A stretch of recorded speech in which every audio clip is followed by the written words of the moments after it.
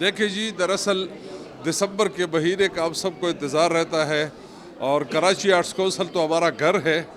اور احمد شاہ صاحب ایسے ہیں جیسے ہماری اماں ہو، کیونکہ وہ سب کو جمع کرتے ہیں، سب کو سمجھتے ہیں، سب کے استعمال کو جانتے ہیں کہ کس طرح ان کو یوٹیلائز کیا جائے۔ تو اس قسم کی تقاریب کا انعقاد ہونا ہمارے ملک کے لیے بہت بڑی غنیمت ہے۔ پوری دنیا سے ادیب، شاعر اور وہ لوگ جن کی قلم کی سیاہی شہید کے خون سے بھی افضل ہے، وہ لوگ جمع ہو جاتے ہیں۔ تو ان لوگوں کے کام سے، ان لوگوں کے کہنے سے، ان لوگوں کی کتابوں سے، ان کی تحریروں سے